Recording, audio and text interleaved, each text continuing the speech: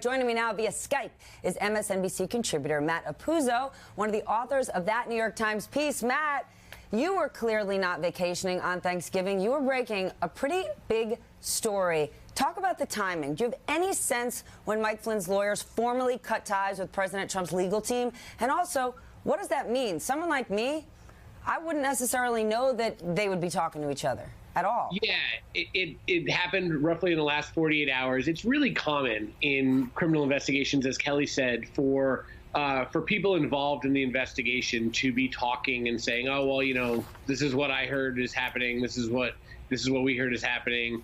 We heard there's a grand jury date on this day or that day," and that works as long as everybody has a common interest. And once somebody says, "Look, I'm going to go over and start talking to the prosecutors," ethically, the lawyers can't continue to talk to each other. And so that notification, which our understanding has happened in the past 48 hours, is a signal that Michael Flynn is at the very least considering some sort of plea arrangement or cooperation arrangement with the special counsel, Robert Mueller.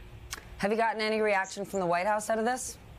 No, and I mean, the White House has said repeatedly, Paul Manafort, the former campaign chairman, Michael Flynn, they don't have anything that can hurt the president. This is not a concern to Donald Trump, and that whatever Michael Flynn might be able to offer prosecutors is of no concern to us. That's the official White House line. They're focused on getting through the interviews of senior White House officials, and they've said repeatedly they expect their side of this to be done in the next month or two. And Michael Flynn's son, for those of us who don't know him or just know him as a prolific tweeter, at one point he had a campaign email address. I think he was part of the campaign. He might play a role in this? Sure, and our understanding is that since Michael Flynn essentially served as his father's chief of staff, a lot of the meetings that Michael Flynn was taking, a lot of the financial arrangements, he belatedly disclosed his lobbying arrangements with Turkey. A lot of the things that he's under investigation for now, Michael Flynn Jr. was aware of. And so our understanding is that in the past few weeks, Michael Flynn has been telling friends that he's concerned that, his son has some exposure here. And so, you can see that Bob Mueller certainly has some leverage over Michael Flynn through his son.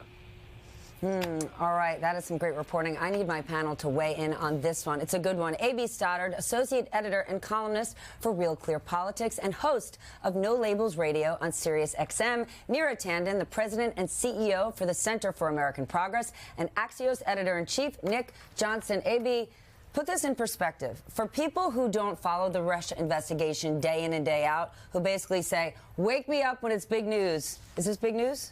Oh, absolutely. We have to go back to the firing of former FBI Director James Comey when President Trump said to him, can you get to a place where you will just put this Flynn thing behind you? A legal expert told me last week that could actually be an impeachable crime. You have to prove intent, but it's essentially bribery, potentially, because he's saying to Comey, you could keep your job if you just put this Flynn matter aside. We know that Michael Flynn earns money from the governments of Turkey and Russia. We know he has his own separate problems, much like Paul Manafort.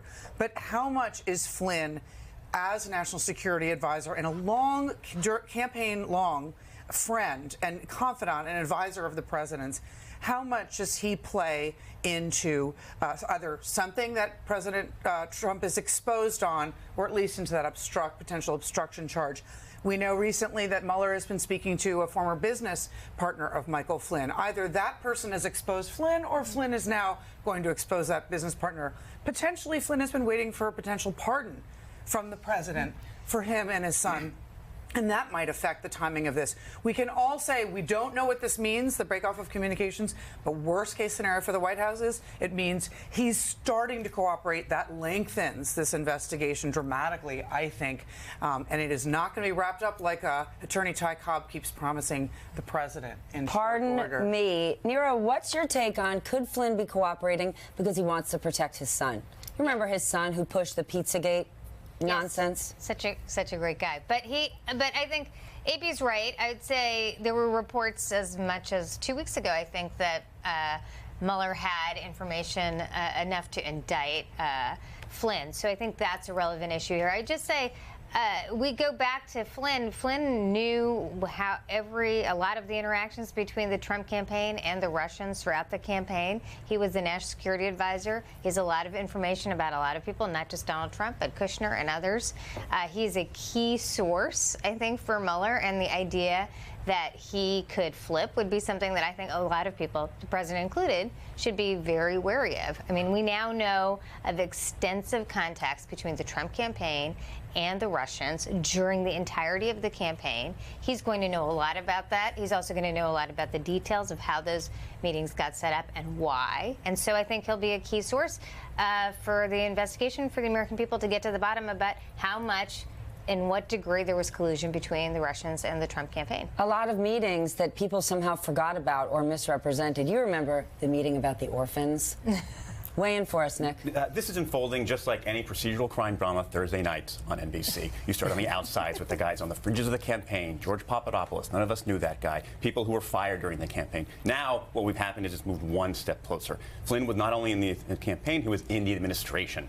So now this is not just something they can dismiss by saying these were guys we fired during the campaign. And this is Robert Mueller being very systematic and getting closer and closer to the president and figuring out how you can flip witnesses or get them to cooperate. I think Mike Flynn's son is a huge part of this, because if Mike Flynn is worried his son is up for jail time, that could be a huge motivator that Mueller can use to get more information out of him. But can they keep making the argument there's nothing to see here? I'm looking at Don Jr. on social media saying, come and get me, there's nothing there. I want to share a year ago, just before the election, I sat down for an interview with Mike Flynn, and I want to share how the conversation turned and how he responded when I asked him about Russia. We cannot make Russia an enemy. Russia is a nation that is deeply involved in the Middle East right now. We have to figure out ways to work with them instead of making them an antagonist. I mean, here he is going out of his way. Doesn't need to. We can't make an enemy of Russia. No way, no how. Doesn't all this add up to just be something at the very least strange? I mean, Mike Flynn in the whole interview was basically scolding me for even bringing up Russia. How dare you think of that? President Trump is happy to use his bully routine on almost every world leader except for Vladimir Putin, and that has stood out from the very start. His son-in-law, Jared Kushner, was sneaking the Russian ambassador up the back elevator so the press wouldn't see a Trump tower. He left a bunch of contacts off his security clearance application form. There have been constant Russia connections. We now learn Paul Manafort made 18 trips to Russia in a very short time. Michael Flynn, 18 obviously. trips. So if, at the very least, in the most benign interpretation, they worked very hard on their own Russian reset. I mean, Paul Manafort was the campaign manager, and he looks a lot like a Russian asset for part of this from his interactions. I mean, the whole thing is insane, and AB's absolutely right. Look at every policy. On every policy, Donald Trump is inconsistent, except on a policy related to Russia. Syria, the EU, Ukraine, NATO, all these issues, he takes a position, and he criticizes everyone. She's absolutely right, except for Vladimir Putin. I mean, we do have reports that the Israeli Mossad was told by the CIA that there are CIA folks who believe that the Russians have leverage on Donald Trump, and now we're looking at that leverage in real time. I think that's the key point. It's not illegal to want to have a good relationship with Russia as part of foreign policy. Also, couldn't one make the argument Vladimir Putin and Donald Trump both had the same goal? They both wanted Hillary Clinton to lose. There is an argument somewhere in there that maybe they didn't collude, but there are so many inconsistencies in the Trump campaign. I just should say, I think we know that there at this point was collusion. The question was, it is illegal. I mean, the number of relationships and meetings where they're actually working together, it literally says Russia, they have emails saying Russia wants to help you win.